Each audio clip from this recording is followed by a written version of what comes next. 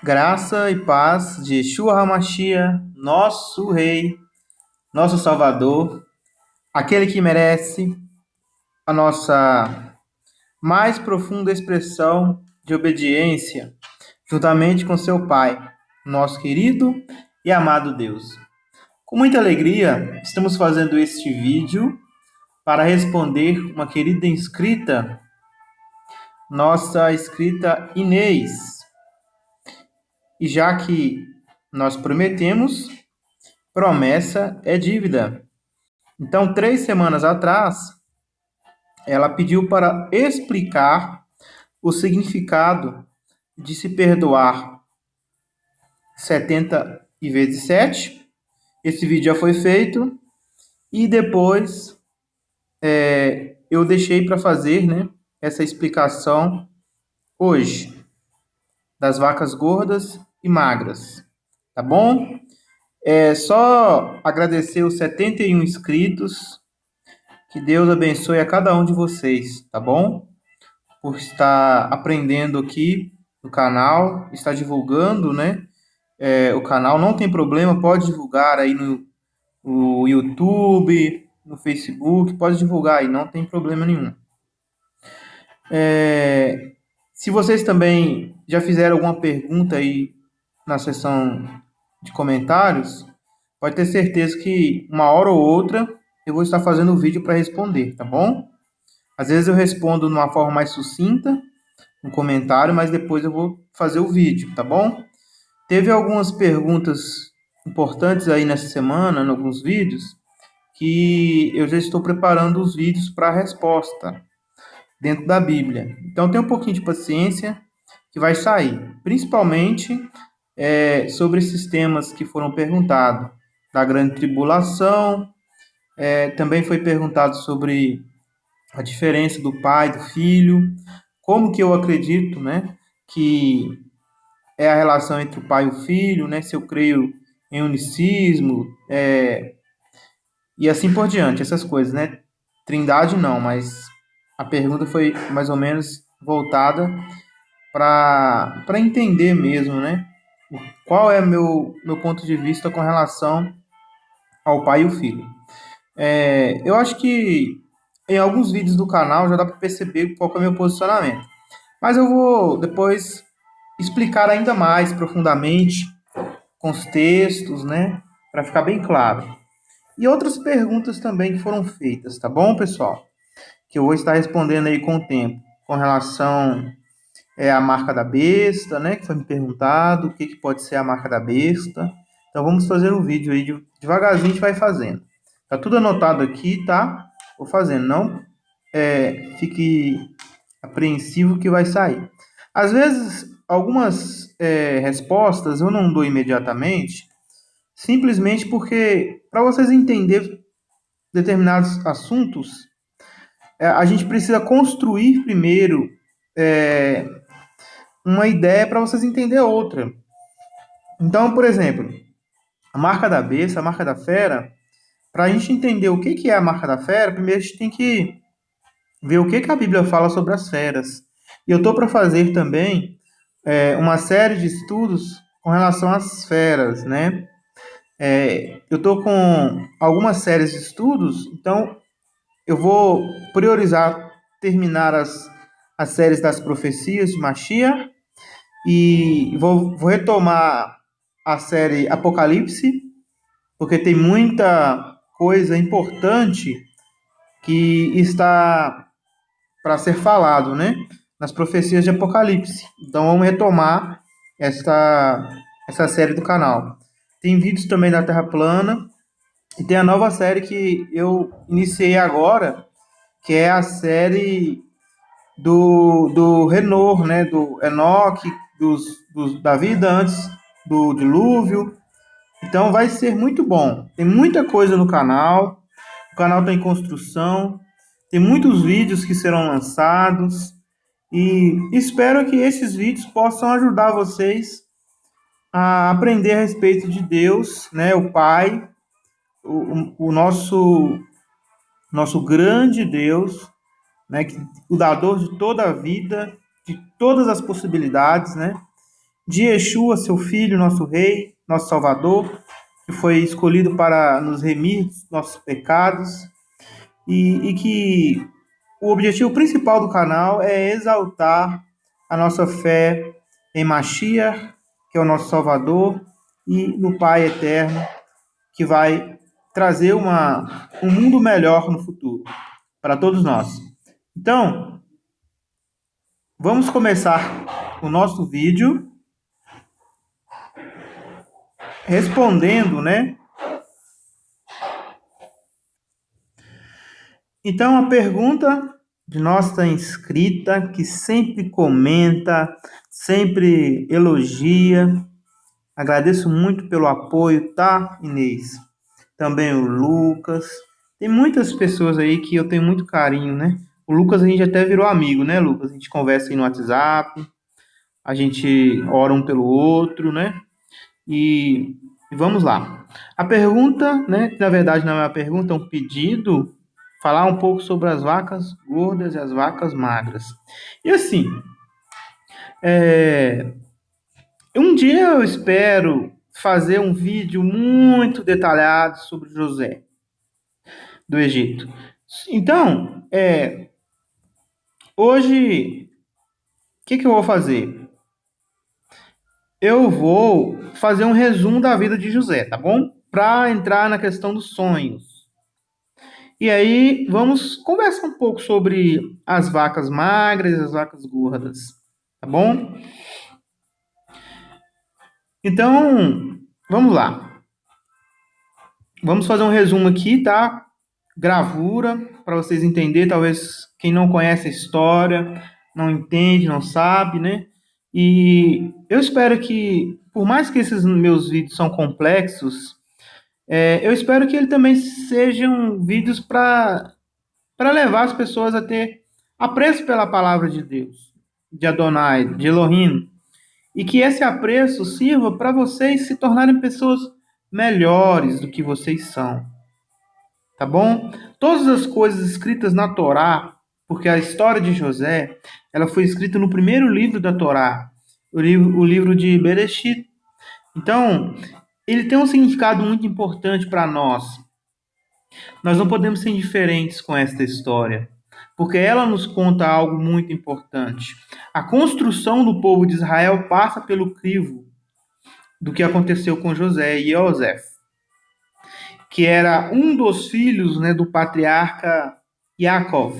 Então aqui temos Jacó e aqui temos José, ok? Yaakov e Yosef. Em português, Jacó e José. E tudo começa quando Yaakov, ele tem mais preferência, ele gosta mais, né, do seu filho mais novo, no caso, aliás, mais novo com relação aos outros, né, mas mais velho com relação à esposa que ele amava, né. Então, José e Benjamim, eram filhos da esposa que Jacó amava. Consequentemente, por ele ser o primogênito, né, da esposa que ele amava, então ele tinha muito estima por José. E aí ele fez uma túnica, uma roupa, né, uma túnica, mandou fazer, né, uma túnica muito especial para José. E José começou a ter uns sonhos. Ele tinha sonhado que o feixe, né, dele ficou exaltado e os feixes, né, no caso 11 feixes, né, mais o feixe do pai e da mãe, se curvou diante dele. Depois ele sonhou também que o sol, a lua e as estrelas, e 11 estrelas, referenciando o pai, a lua, a mãe, né, e aí as 11 estrelas, os 11 irmãos, iriam perante ele e iria prostrar-se. Então esses sonhos que ele começou a falar com seus irmãos, com seu pai, né, começou a incomodar os irmãos de Yosef, né? E também o fato de Yosef ter sido o filho queridinho, né? Vamos dizer assim. Então, como vocês podem ver aqui na gravura, né? Os outros irmãos, né? Os outros filhos de Jacó, Ruben, Zebulon, nós não sabemos quem exatamente, né? Nós sabemos que o relato não fala exatamente quem. Mas eles começaram a observar aquela situação e começaram a ficar com inveja e despeito, né? Inveja e despeito de Yosef.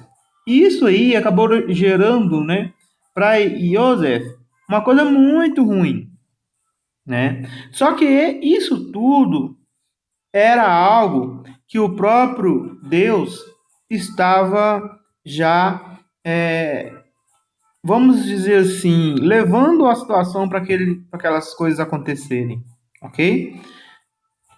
Por quê? Porque o próprio Deus, né, por meio de Yeshua, o anjo da aliança, o anjo da promessa, o anjo que tinha o nome de Deus, né, que era o próprio Yeshua, tinha falado para Abraão, patriarca, que os filhos dele iriam para o Egito e ficaria 400 anos no Egito. Então, tudo isso já era uma profecia que Deus já tinha visto, né, e estava falando ali para Abraão. Está na Bíblia, né? Hoje nós não vamos ler essa passagem, mas ela existe. Depois vocês podem procurar aí. É bom que vocês aguçam, né, o estudo de vocês. Vocês vão ver que o anjo da aliança já tinha falado para Abraão que os filhos dele iriam para o Egito e ficariam lá 430 anos. Então, esses eventos da vida de Yaakov e Yosef são primordiais para o cumprimento da profecia que Deus tinha feito, né, a Abraão. Então, o que acontece? Um certo dia, Yosef, ele foi procurar os irmãos dele, né, que estavam pastoreando o rebanho num lugar mais distante, né? Ele falou para o pai dele, né, eu vou lá ver onde é que eles estão, né, tal. E aí o pai dele concordou, né? Yaakov concordou de José ir ver os irmãos, né? Então, quando os irmãos avistaram José, eles já estavam com muita raiva de José. Então, o que eles fizeram? Eles pegaram José, né? Manipularam com os outros lá, né? De pegar José e dar um sumiço nele. Então, o que eles fizeram? Eles colocaram ele num poço, numa cisterna. Jogou ele numa cisterna. Ok? Eles queriam, na verdade, matar ele. Só que o irmão mais velho deles não permitiu que isso acontecesse, né? Então, ele foi reticente, né? Não deixou. Aí, para as coisas ficarem menos feias, né? Porque já que eles já tinham jogado ele dentro da cisterna, né? E tal. Qual a ideia que eles tiveram? Ah, então não vamos matar ele, não. Vamos vender ele, né? Então eles venderam o José para uma caravana de vendedores que estava passando por aquele local, né? E aqueles vendedores, eles pegaram José e compraram José e levaram José para o Egito, porque naquela época, né, era muito comum a venda de escravos. Muito comum a venda de escravos. Então, ele foi vendido, né, como um escravo, né? Ele indo para o Egito, né, uma ilustração aqui, ficaria longe do seu pai, né, que ele amava tanto, da sua família, e aquela traição, né, que seus irmãos tinham feito por ele, que realmente é uma traição muito grande. Chegando no Egito, o que acontece? Vamos parar aqui na gravura e vamos ir na Bíblia, porque esse texto eu gostaria de mostrar para vocês. Aí aqui, olha, nós estamos com a Bíblia em Gênesis capítulo 39, estou na Bíblia amplificada, tá bom? E aqui eu tenho... eu esqueci de colocar, tá? Eu vou colocar aqui a Bíblia Arai, né? Com Strong, se a gente precisar. Também vou colocar aqui a Bíblia hebraica, né? Se a gente precisar também vai estar aqui. Então, deixa eu pegar aqui, ó. Aqui tem as Bíblias, né? Como vocês já sabem, quem acompanha já está mais ou menos ligado como é que funciona. Os estudos. E aqui tem Hebreu Estudo em Bíblia. Então, vamos lá. Estude Bible. Bíblia de Estudo Hebraica. Está tudo aqui no mesmo... na mesma sintonia, né? Então, nós vamos estar lendo aqui nessa coluna do meio, ok? E aqui nós temos o hebraico, essa coluna, e aqui nós temos uma outra versão para a gente pegar os números aqui, strong, para a gente ter aqui a nossa explicação dos termos, tá bom? Então vamos lá. José, né? Vamos falar sobre José, né? Da leitura de José. Agora José havia sido levado ao Egito. E Potifar, oficial egípcio de Faraó, capitão da guarda real, comprou dos ismaelitas que o levaram para lá. Então, os ismaelitas, tá? Eles pegaram, né, e levaram José para o Egito. Lembra que Ismael era parente, né, de Abraão, né? Era filho, né, de Abraão. Então, Abraão teve o Ismael e teve também o outro filho, né? Que era o pai de Jacó, o Isaac. Ok? Então, o Ismael era praticamente o que de José? Tio-avô, né? Tio-avô, alguma coisa assim. Aí tinha Abraão, né? Aí tinha o Ismael, o Isaac, e aí o Isaac tinha o Jacó tinha o José. Então, o Ismael, que é um dos filhos dele, tá? A gente não sabe quais. Mas deve ser que era da mesma geração de José, tá? Dessas duas gerações aqui em cima. Ou seja, eram filhos de Ismael mesmo, tá? Filhos ou netos, coisas assim. Então eram parentes, né? Olha só. Mas mesmo assim eles não amaciaram, não. Eles levaram ele para lá, mesmo sabendo que era filho de Jacó, e também voltaram para lá e não falaram nada com Jacó, ninguém abriu o bico, né? Venderam lá, ganharam a grana, né? Em cima de José. E tanto os filhos de Jacó guardaram aquele segredo, como os ismaelitas também, que moravam naquela região ali, ninguém falou nada. Jacó ficou enganado, iludido anos, né? Das suas vidas aí, da sua vida.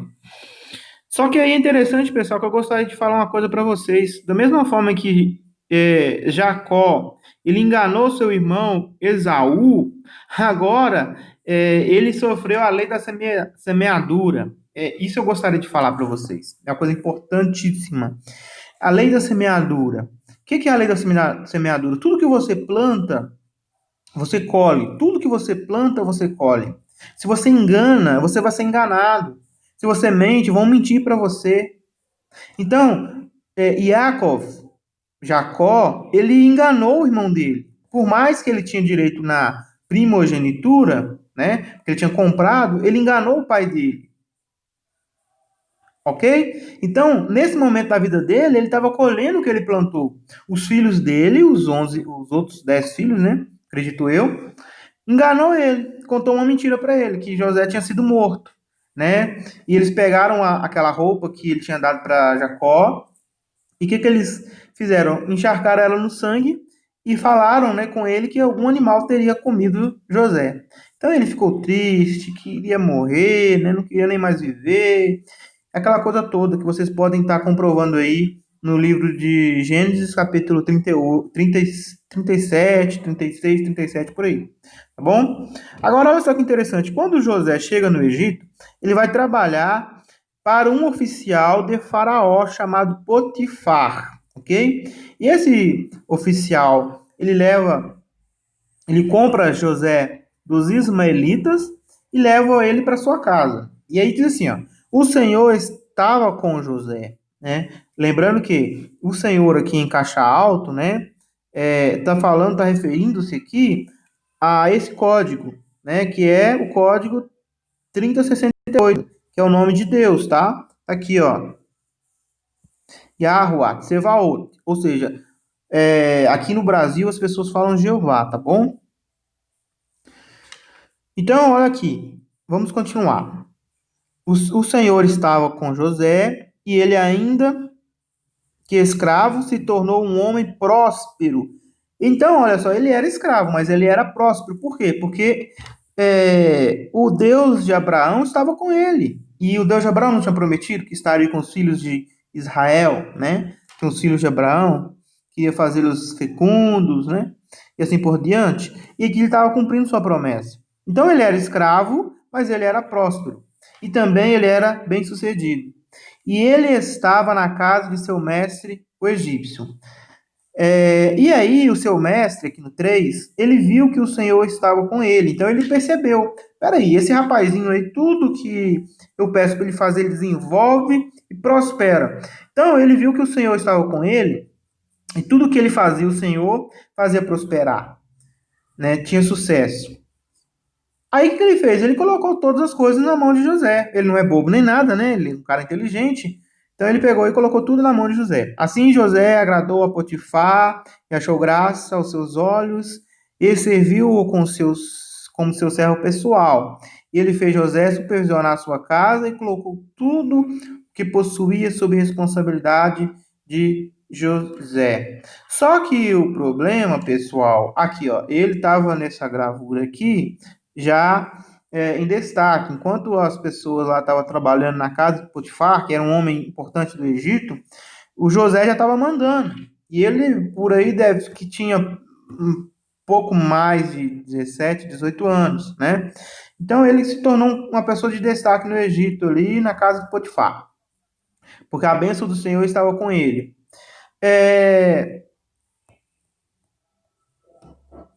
O que o Potifar ele fez? O Potifar ele viu que ele era uma pessoa abençoada, então logo ele colocou, nomeou Yosef José sobre toda a sua casa. Ele era responsável sobre tudo, sobre todas as coisas. Só que o problema é que, ao mesmo tempo que, vou fazer de verde, que o Potifar, ele viu que José era uma pessoa abençoada por Deus e quis promovê-lo a ser o seu braço direito na casa. Existia uma mulher, né, que era casada com o tal do Potifar, que também começou a observar os dotes que José tinha. E aí, ela se apaixonou por ele. Só que o problema é que ela era casada com ele, com o Potifar. E apesar de não existir Torá nessa época, né? A Torá foi escrita por Moisés. Então, o José não tinha acesso àquelas informações da lei, né? Que estava escrito. Porque isso foi no futuro, lógico. Só que ele não era bobo nem nada, ele sabia o que Deus tinha falado para Adam e Havá, Eva, no jardim, no Éden, que era, foi Adão que falou, né? Deixará teu pai e tua mãe, se apegará a tua esposa, e terão de tornar-se uma só carne. Então, como que José poderia ser capaz de quebrar essa uma só carne, já que os dois eram casados, né? Então, vamos ver aqui, ó.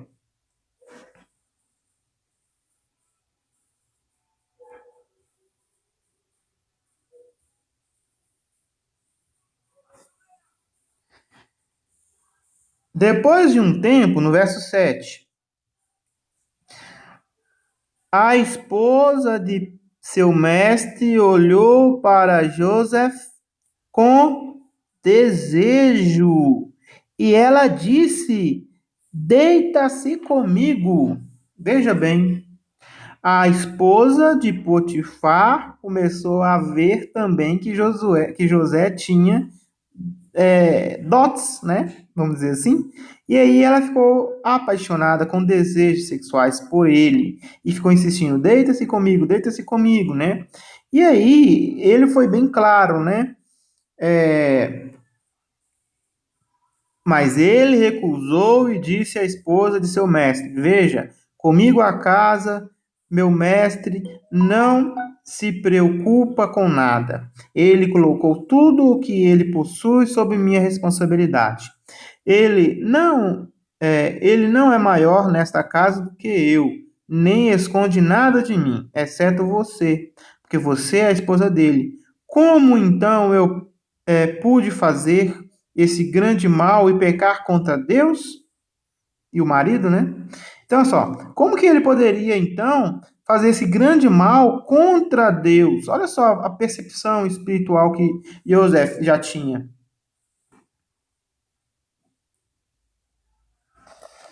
Isso é percepção espiritual, pessoal. Não existia Torá, entende? Não existia Torá. Não existia o mandamento de falar que não poderia desejar a mulher do próximo, que não poderia deitar com a mulher do próximo. Não tinha isso. Só que ele sabia que Deus não ia gostar, porque lá no Éden, foi claro o que, que Deus falou. Um homem, quando se encontra com uma mulher no sexo, ele se torna uma só carne. Para Deus, como se fosse apenas uma pessoa. Então ele não queria pecar contra Deus e nem contra o Potifar. E aí, olha só o que aconteceu. E foi assim que ela falou com José, persistentemente, dia após dia, mas ele não a ouvia o apelo para deitar ao lado dela ou estar com ela, né? Então ele não ouvia, né, as cantadas, as investidas que ela dava, mas isso se tornou algo constante, né? Todas as ocasiões em que ela tinha oportunidade, ela cantava ele para ele deitar com ela, né? Estava insatisfeito com o marido e queria, de toda forma, que tivesse relação com ele, porque era um jovem, né? Bonito, tal. Então, e ele não caía nisso, né? Então, um dia, a Bíblia fala assim: um dia José entrou na casa para cumprir seus deveres. Nenhum dos homens da casa estava lá. Ela pegou José pelo manto exterior, dizendo: deite-se comigo. Mas ele deixou o manto na mão dela e correu, saiu da casa. Então, daí não vou continuar lendo, porque aqui eu vou explicar, tá? O problema dele foi que ele entrou na casa e não tinha ninguém para provar. Então ela pegou e ficou com a roupa dele, né? E ele saiu só com a parte de baixo, vamos dizer assim. Ou até mesmo nu, a gente não sabe precisar isso. E aí, já que ela viu que ele não ia deitar-se com com ela mesmo, né? Ela começou a ficar com raiva do constrangimento que ela tinha passado. Daí ela falou uma mentira para o seu marido. E adivinha o que aconteceu com José? Para você que não conhece a história, tá sabendo. O marido dela pegou ele e mandou ele para cadeia. Então, olha só a reviravolta na vida de José. Estava com seu pai numa boa, era um filho amado, um filho querido, tinha vários sonhos da parte de Deus. De repente é preso, jogado numa cisterna, vendido para os egípcios por meio dos seus parentes, né? E foi traição dupla, porque foi traição dos seus próprios irmãos carnais, como seus primos. E aí, de repente, ele vai para o Egito, começa a prosperar, parece que a vida ia mudar, começa tudo a dar certo para ele. E aí, de repente, quando pensa que não, a mentira da mulher de Potifar faz ele ser preso. Então, pessoal, ninguém melhor do que José, para nos ensinar uma lição valiosa de vida. A vida, pessoal, é igualzinho os gráficos da bolsa de valor. Tem hora que tá lá em cima, tem hora que tá lá embaixo. Tem hora que sobe, tem hora que desce, tem hora que sobe, tem hora que desce, tem hora que sobe, tem hora que desce. A diferença é que José, toda vez que ele descia, ele comprava. E quando ele subia, ele vendia. Tá bom? Então, o que acontece? O que é isso aqui? O que eu estou querendo dizer para vocês? José ele não deixava se abalar com a situação que ele vivia, porque a confiança dele em Deus, era algo sensacional. Ele confiava plenamente em Deus, o Deus de Abraão, no Deus de Isaac, no Deus de Jacó. Eu ainda vou chegar na questão lá das vacas, tá bom, Inês? Mas olha só o que eu preciso compartilhar com vocês aqui. Que é uma coisa para a gente aprender, tá? A história serve para a gente tirar lições. O Deus de Yaakov, o Deus de Abraham, o Deus de Isaac, ele era poderoso, ele tinha feito promessas. E veja que José foi o último dos patriarcas que Deus falou. o último. Depois de José, Deus parou de falar diretamente com os patriarcas. Ele sempre usava um profeta. Entende? Então, ele era o quarto, porque já tinha tido antes dele. É, vamos colocar aqui. Jacó, teve Isaac e teve Abraão. Então ele era o quarto, e Deus falava com todos esses, por meio de Yeshua, né?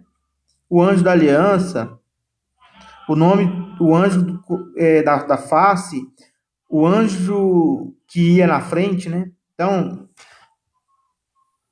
só que quando chega aqui, olha, ele começa a falar com, com José por meio de sonhos. Ele não tem contato com José como ele tinha contato com os três patriarcas, mas ele se comunicava com ele. E ele aproveitava todas as oportunidades de baixa que ele tinha para aumentar a confiança que ele tinha no Deus de Abraão, de Isaac e de Jacó, seus pais. Então, logo, logo, o que foi acontecendo com ele? Ele teve a oportunidade, né, de ouvir o sonho do padeiro e do copeiro, né?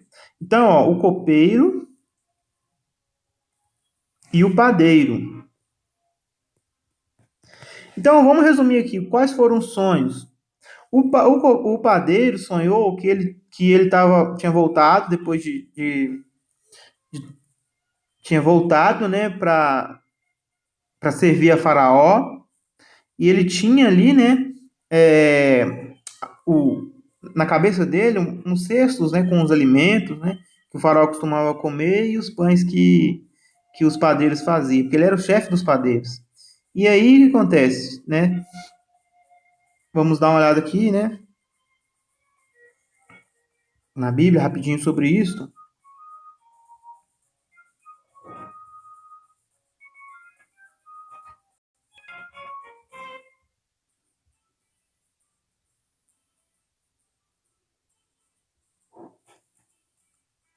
Aqui, ó. Só essa parte aqui, ó.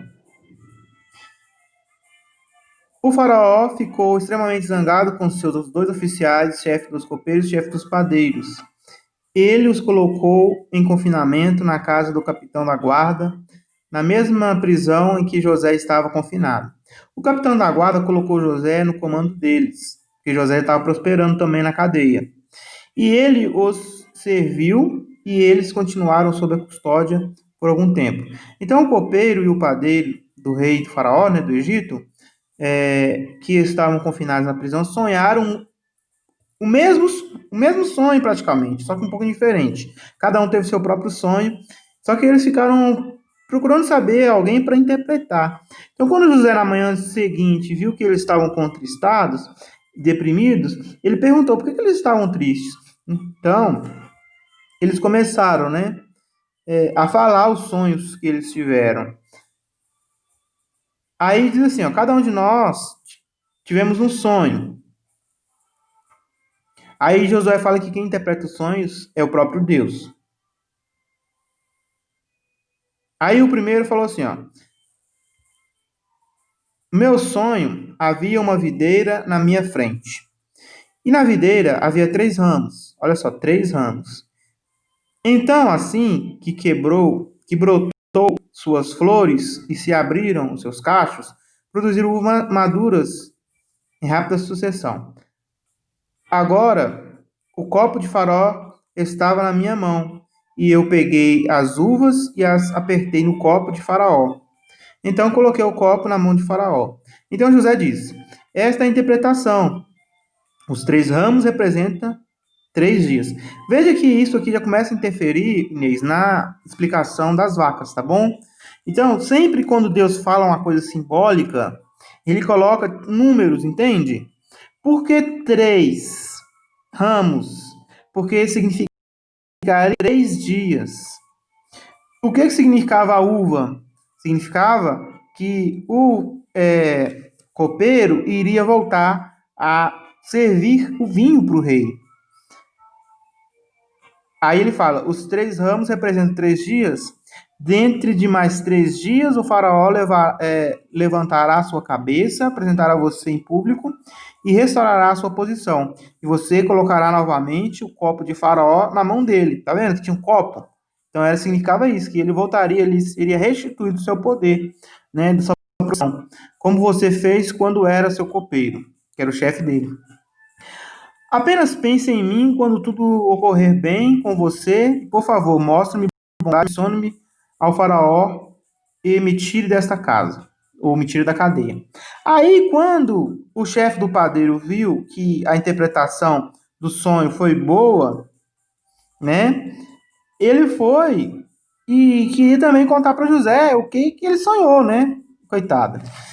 Eu também sonhei. Eu também sonhei. Olha só. Esse aqui é o chefe do padeiro. E havia 3 cestos de bolo. Olha, 3 de novo, tá vendo? 3 cestos de bolos na minha cabeça. E no cesto superior havia todo tipo de comida assada para o faraó. Mas os pássaros, olha só esse mas aqui, ó. Mas os pássaros de rapina estavam comendo esses alimentos fora do cesto da minha cabeça. Então, infelizmente a notícia não era boa. José deu a notícia para ele assim, ó. A interpretação é esta. As 3 cestas representam 3 dias. Tá vendo? As 3 cestas representam 3 dias. Dentro de mais 3 dias, o faraó levantará sua cabeça e a enforcará em uma árvore. E você não receberá um enterro, mas os pássaros comerão sua carne. Então, pessoal, aconteceu exatamente como ele tinha falado, né? E isso aí foi um fato interessante, porque olha como é que ele tá aqui com a cara dele aqui já, né? O semblante muito triste, né? Pesaroso, pelas palavras de, de José, né? Qualquer um ficaria, né, gente? E aí, o que acontece? Esse bendito desse copeiro aqui, ele foi libertado, restituído, e esse foi morto. Aí ele esqueceu de José, completamente. José ficou lá na cadeia, lá mofando, até o Senhor agir de benevolência para com José.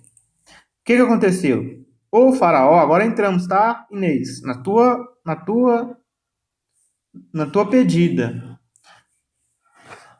O faraó, ele teve um sonho. Ele sonhou um sonho muito estranho. Primeiro ele viu um sonho, vacas gordas. E veja só, 1, 2, 3, 4, 5, 6, 7. É legal ressaltar, Inês, que 7 na Bíblia representa um ciclo completo, tá? 1, 2, 3, 4, 5, 6, 7. Isso te lembra o quê, Inês? Não foi os 7 dias da criação? Que Deus descansou no sábado, no sétimo dia, no Shabat? Então, para Deus, 7 e para a Bíblia, 7 representa completude, um ciclo completo. Por exemplo, na semana nós temos 7 dias, não é? Para Deus, ele representou a sua criação em 7 dias. Também tem a menorá. A menorá tem o quê? 7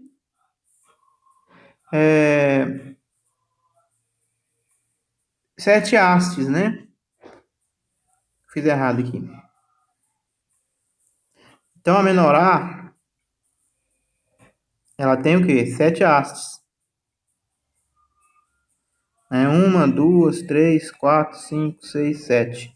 Em Apocalipse, existe 7 congregações, 7 igrejas. Então a mensagem de Yeshua para 7 igrejas representa uma totalidade de um ciclo. Cada uma igreja representa um ciclo da igreja, ok? E assim por diante. Então aqui ele estava vendo 7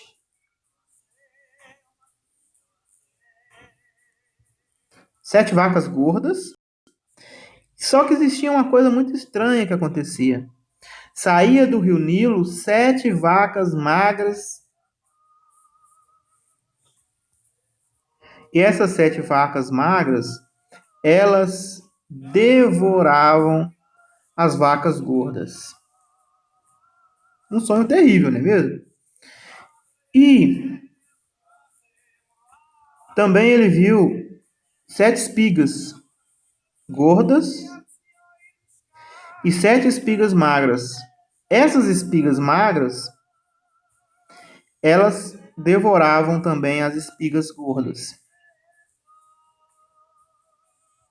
Bom, não tem muito segredo isso aqui, tá bom? Não tem muito segredo. Quando ele teve esse sonho, o padeiro, o padeiro estava morto. O copeiro lembrou do José e falou assim: olha, senhor, não está tendo ninguém para responder a tua pergunta, mas quando eu estava preso que o senhor se irou comigo, tinha um homem, um hebreu lá na cadeia, que ele conseguiu desvendar meu sonho. E foi exatamente o que ele falou, aconteceu. Aí o que o faraó fez?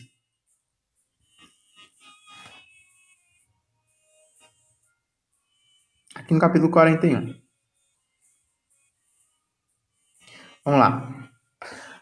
Agora aconteceu no final dos 2 anos completos, olha só, esqueceram o coitado do José, 2 anos lá completos, que Faraó sonhou que estava ao lado do Nilo.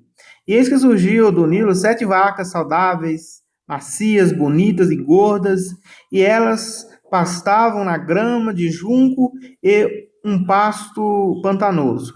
Então eis que outras 7 vacas subiram até atrás delas do Nilo, feias, magras e desossadas, e ficaram ao lado das vacas gordas à margem do Nilo. Então as vacas feias, magras e desossadas comeram as 7 vacas magras, gordas. Então o faraó acordou. Então ele adormeceu e sonhou mais uma segunda vez. E as 7 espigas de trigo surgiram em uma única haste, gordas e boas. Então, eis que 7 espigas finas e secas pelo vento oriental brotavam após elas. Então, as orelhas finas engoliam as 7 orelhas gordas e cheias. E Faraó acordou e foi um sonho. Então aconteceu tudo isso que eu falei com vocês, né? Ele começou a procurar os mágicos, os líderes, né, das magias, da religião egípcia, mas ninguém conseguiu, né? E aí eles lembraram, né, que tinha 2 anos atrás tinha tido um escravo, né, que tinha falado exatamente o que ia acontecer e aconteceu. Então o faraó enviou e chamou José e o trouxe à sua presença da masmorra. E quando José se babeava e trocava de roupa, ele veio a Faraó. Então, olha, é bem claro, pessoal, que o José, por ser um filho de Abraão, Isaac e Jacó, ele se barbeava, ele usava barba comprida, né, cabelo comprido. Mas todos sabemos que no Egito os homens se depilavam, né, rapavam a cabeça, barbeavam. Só o faraó que tinha essa rabichinha aqui, ó, que representava a divindade. Só o Faraó que tinha esse rabichinho aqui. Eu colocava isso aqui e colocava um rabichinho aqui também. Mas mesmo assim era postiço, não era de verdade, tá? E com aquela maquiagem no olho também. Então ele foi lá, né, na presença de Faraó, né? Ver o que o Faraó queria com ele. O que o Faraó quer com ele, né? Foi lá ver. E aí o Faraó contou o sonho dele, né? Contou o sonho dele. O que ele fez? Ele deu glória e graças a Deus. Ele falou: olha, não sou eu que interpreto sonhos. Quem interpreta sonhos é Deus. Aí ele conta o sonho para Faraó, né? Nesses capítulos todos aqui.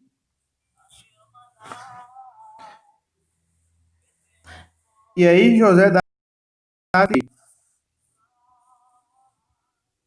Então, no versículo 25: então José disse a Faraó: os 2 sonhos são um. Então, quer dizer, o sonho É, o sonho da espiga e o sonho da vaca era um sonho só, tá? Era o mesmo sonho. Gente, presta atenção nisso aqui, ó. Isso é muito importante. A forma de Deus comunicar-se com a gente por meio de ilustração. O sonho, olha só, tem características parecidas, não tem? O que é em comum entre os dois sonhos? O número 7. 7 vacas boas e 7 vacas ruins. É uma coisa em comum, não é? Outra coisa em comum. A feia come a gorda. É a mesma coisa que tem nesse sonho. As 7 espigas gordas são devoradas pelas 7 espigas magras. O que isso quer ensinar pra gente aqui, gente? Quando nós vamos estudar a Bíblia, uma dica que eu vou dar para vocês aqui, ó, uma dica fantástica. Quando vocês perceberem na Bíblia similaridades, linguagens similares, muito provavelmente o assunto é o mesmo. A Bíblia fala da mesma coisa usando as mesmas ilustrações, só que de maneira diferente. Vou dar um exemplo. A Bíblia fala em Daniel de 10 chifres que a fera teria. E fala que a estátua tinha os seus pés 10 dedos. O que significa isso, pessoal? A mesma coisa. É a mesma visão. É a mesma explicação, é o mesmo assunto, é a mesma coisa, falado de modo diferente. Só que aí, olha, por que falou de modo diferente? Para nos dar detalhes diferentes. Usa a mesma linguagem para falar do mesmo assunto, mas enriquece o assunto por dar pistas diferentes. E quem tem discernimento espiritual pega estas pistas, estas chaves, esses pontos do quebra-cabeça e vai juntando. Então você lê lá 10 chifres, 10 dedos, é a mesma coisa. 10 chifres é o quê? 10 governos. 10 dedos é o quê? 10 governos. Aonde que o chifre está? Na ponta da cabeça. Aonde que os dedos estão? Na ponta do pé. Isso significa a mesma coisa. São eventos que vai acontecer nos últimos momentos do governo do homem. Porque se a cabeça é Nabucodonosor, é Babilônia, e vem com Grécia, Medopécia, Roma, e aí vai, né? Quando chega no dedo é porque está no fim da estátua. Então os 10 chifres aparecem na cabeça da besta quando? No fim do sistema, na grande tribulação. Entende como é que as coisas bíblicas funcionam? Então aqui, olha, ensina pra gente isso. O mesmo sonho, a mesma visão, contada de forma diferente. Deus ele usa desse artifício o tempo todo nas escrituras. Ele fala da mesma coisa usando assuntos diferentes. Quer ver um outro exemplo? Lembra que eu falei no começo do vídeo que José ele teve uma visão falando que a ele, né, foi prostrado o sol, as 11 estrelas e a lua? Não tem isso na Bíblia?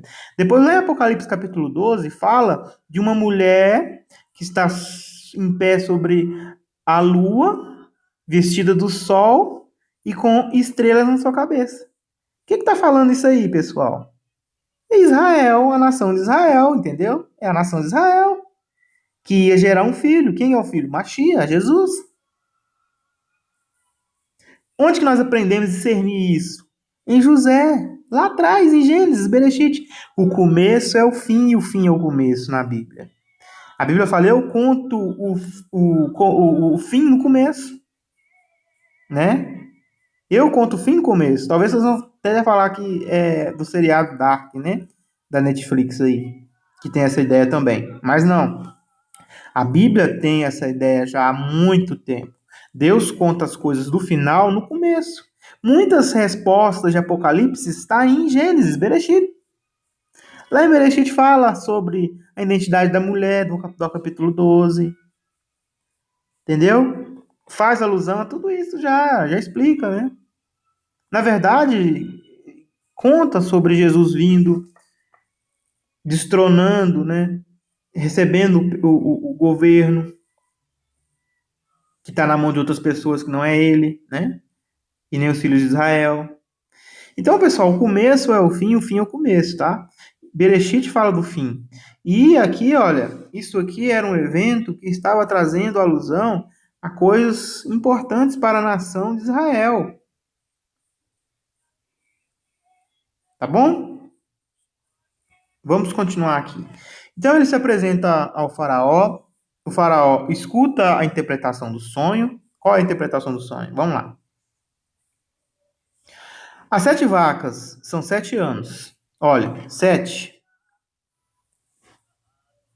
7 vacas, 7 anos. Ok? Então, muitas vezes na Bíblia, quando aparece um número, está relacionado a tempo. Certo, pessoal? Ou a uma outra coisa. Aqui, no caso, foi tempo. Não tem outra explicação para essa passagem. Porque o próprio Deus já revelou a José. Eu não posso te dar um outro significado a essa visão sem ser essa que José falou para o faraó. Neste caso aqui, eu não posso espiritualizar e falar que tem um cumprimento futuro, a grande tribulação, em outro período. Você entendeu? Por quê? Porque a explicação dessa visão já foi explicada por meio de Deus. Então eu não preciso acrescentar mais nada aqui. Entende? Talvez tem pessoas que caem no engano de querer aumentar uma explicação que Deus deu sobre alguma coisa. Nesse caso específico aqui, Deus já deu a explicação. É igual aquela questão do Daniel, do livro de Daniel. Quando Daniel vai e fala assim, amen, men, tekel, persim. Aí Daniel interpreta o que está significando aquilo ali. Você foi medido na balança, Deus te mediu e você perderá seu governo. Então tem gente que quer caçar uma explicação para aquela explicação ali que Deus deu, sem ser aquela que Deus deu. Não, não pode, pessoal. Quando Deus explica uma coisa na Bíblia, aquela é a explicação. Então temos que estar muito atentos com relação a isso. O que significava essas ovelhas aí? 7 anos bons que o Egito teria. E as magras que apareceriam para comer, as magras, as feias, significaria 7 anos também. Só que 7 anos de quê? De fome. Por que fome? Porque as vacas magras comem as vacas gordas. Ou seja, o que eles prosperaram nos 7 anos, os primeiros 7 anos seriam de prosperidade. Teria muita fartura no Egito, na terra do Egito. Em toda a terra, no mundo todo praticamente, na região toda ali.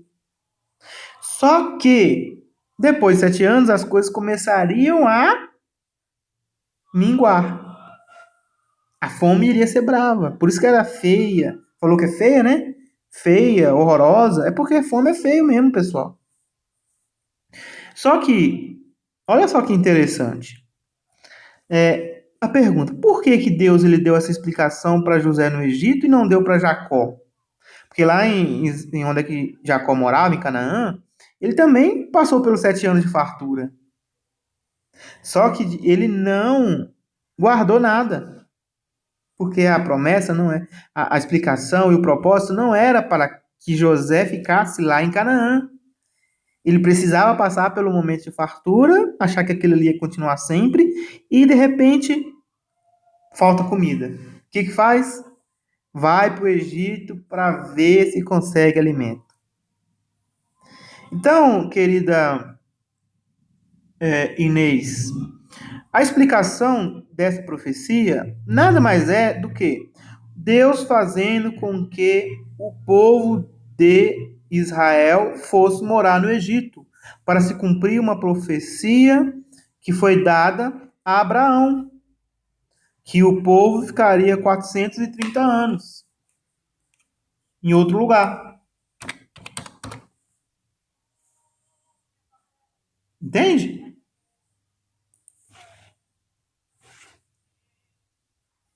Vamos ver isso aqui rapidinho para vocês verem que não é conversa fiada.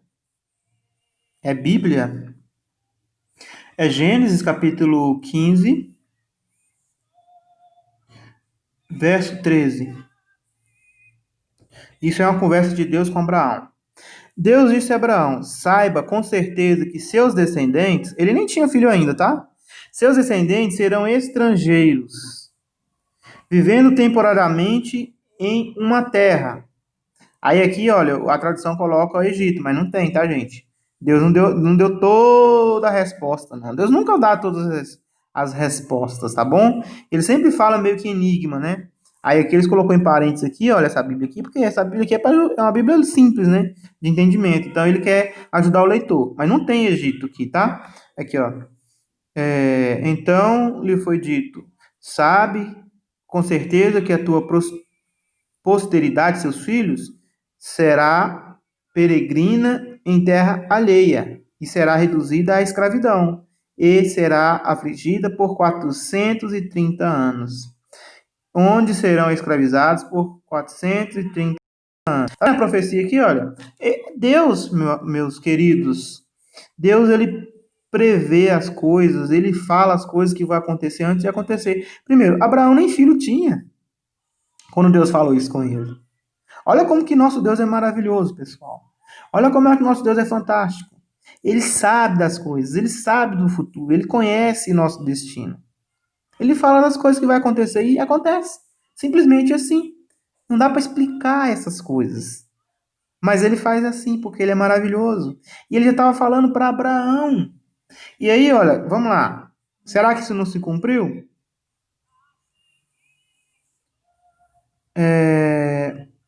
Vamos lá em o texto aqui, ó. Êxodo,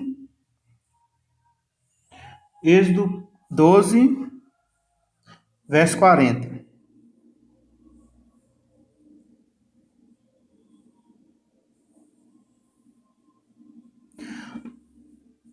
Ora, o período em que os filhos de Israel viveram no Egito foi para tudo, para tudo, para tudo. 430 anos. Não, isso aqui merece até isso aqui, né, gente? Ó, vamos lá. Merece ou não merece? Merece. A profecia. Então lhe foi dito a saber com certeza que a tua posteridade será peregrina em terra alheia e será reduzida à escravidão e será afligida por 400 anos, né? Aí, ó, ao cumprimento aqui, ó. Ora, o período em que os filhos de Israel vieram do Egito, 430 anos. Ok? Então, aqui ele não é tão enfático, né? Não fala exatamente quantos, é 400, né? Bem próximo dos 430.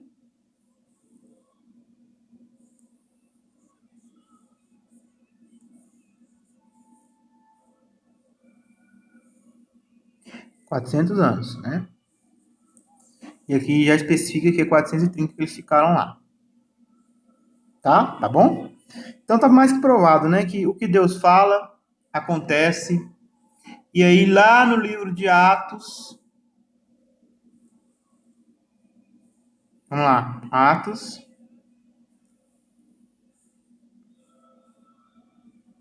quando Estevão estava raciocinando ali com aqueles opositores que o matou, né?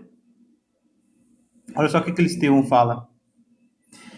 E isto é, com efeito que Deus lhe falou, que seus descendentes seriam. Ai, essa tradução agora me matou de rir, né?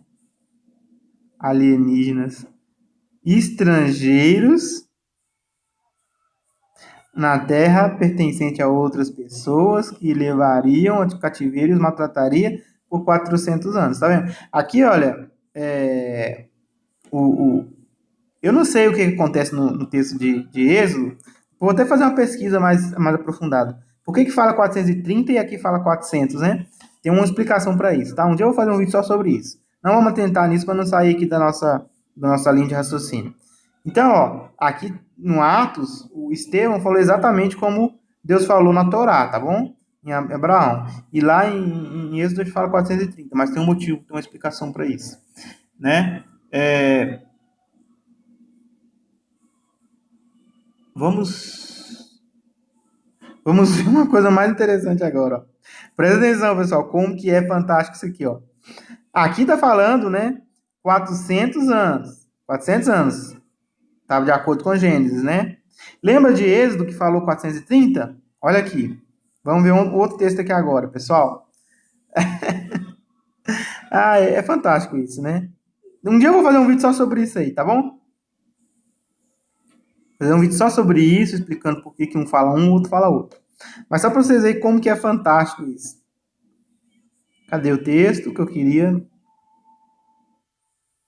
Não vai, né? Então vai na marra, então, né? É Gênesis 15, 3, Gênesis 15, 13, né? Não, na verdade é Êxodo 12, Êxodo 12, 40. Presta atenção aqui, ó. Ai, ai, essa Bíblia, a Bíblia é fantástica, tá? 430 anos, né? Aqui tá falando 400. Aí a gente acabou de ver que em Atos fala 400 e Gênesis fala 400 também, né? Aqui, ó. Meiô de Xaná, tá bom? Meiô de Xaná, 400. Agora, olha só o que, que o apóstolo Paulo fala. Gálatas, Gálatas 3:17. É gozado, né? Um dia eu vou fazer uma estudo só sobre isso. Este é meu argumento. A lei que começou 430 anos depois da aliança relativa à vinda do Messias não anula e não pode anular a aliança previamente estabelecida. Aqui o apóstolo Paulo aqui, ó, já tá falando aqui, ó, 430, né? Então aí, vamos deixar, né? Vamos deixar esse assunto aí para uma outra hora, tá? É uma coisa interessante, senão vai até desviar o assunto do vídeo aqui. Mas o importante, vamos voltar lá em Gênesis, capítulo 40, né? E 1, nós estávamos, aonde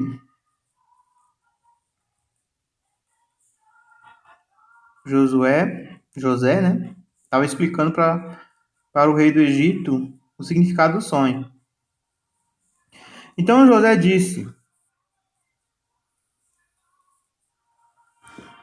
os dois sonhos são um sonho. Ou seja, é o mesmo que tem uma interpretação, é a mesma interpretação. São dois sonhos diferentes. Por que são dois? Deus mostrou ao faraó que ele está prestes a fazer. Então, o sonho era para mostrar para faraó o que ele estava prestes a fazer. Tem algum significado, então, gente, o sonho do faraó? Aparentemente parece que não, porque era algo bem específico para cumprir uma profecia, para levar o povo do Israel para o Egito, entende? Ele iria fazer aquilo com o propósito do povo ir para o Egito, para cumprir a profecia de Abraão, entendeu agora? Então, nós não podemos falar que a profecia do sonho de Faraó, ela tem uma aplicação futura. Pode até ter, mas a gente desconhece. Tá bom? Então, a aplicação que nós estamos tendo é a que Deus revelou aqui por meio de José. E esta explicação, para nós, ela é importante, entende? Para nós entendermos o porquê que Deus fez aquilo. Por quê? Por causa de Abraão, entende? 7 boas vacas são 7 anos. E as 7 boas orelhas são 7 anos. Os dois sonhos são o mesmo. As 7 vacas magras e feias que surgiram após elas são 7 anos, que também as 7 orelhas finas, secas, queimadas pelo vento oriental, são 7 anos de fome e fome. Esta é a mensagem exatamente como eu disse ao faraó. Deus, não eu, Deus, então, ele não toma para si a honra. Deus mostrou ao faraó que ele está prestes a fazer. Ouça com muita atenção. 7 anos de grande abundância virão por toda a terra do Egito. Mas depois de 7 anos de fome e fome chegarão, e haverão tanta necessidade desesperada que toda a grande abundância dos anos anteriores será esquecida na terra do Egito. E se isso nunca tivesse acontecido, como se isso nunca tivesse acontecido. E a fome, a miséria devastará e destruirá a terra. Portanto, a grande abundância será esquecida da terra por causa da fome subsequente, pois será muito severa.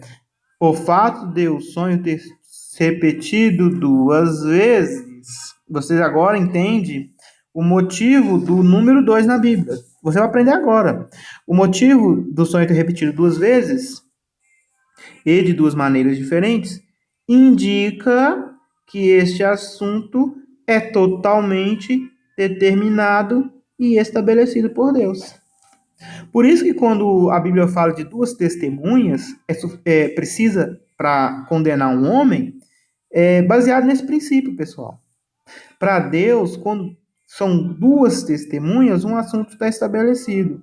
Quando apareceu o sonho, né, duas vezes, é porque era exatamente o que Deus estava reafirmando, que aquilo estava bem estabelecido. Por exemplo, a Bíblia fala das duas testemunhas que vão profetizar. Por que não é três, nem quatro, nem cinco? E nenhuma, é duas. Exatamente por esse motivo aqui, ó.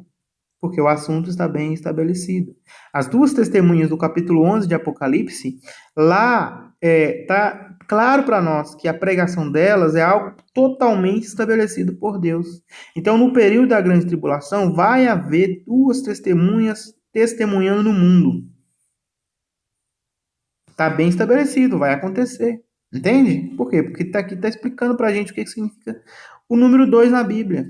Você aprendeu hoje, olha, que o número 7 significa um ciclo completo, ou seja, algo perfeito, completo, completude. E agora você está aprendendo que o número 2 significa algo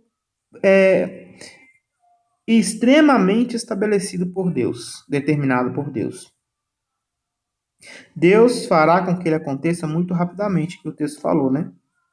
Então, é isso, tá, pessoal? 2 significa assunto estabelecido por Deus. É como se Deus estivesse garantindo que aquilo vai acontecer. Todas as vezes que você vê 2 na Bíblia, pode entender dessa forma, tá? Tá querendo dizer isso. Duas testemunhas, 2 candelabros, tá? Vai ter um monte de vezes que vai falar sobre isso. 2 rebanhos, né? Eu tenho um pequeno rebanho e outras ovelhas, são 2 também, tá bom? Que são um, né? Dois, mas que são um, que foram unidos em Cristo. E aí por aí vai, tá bom?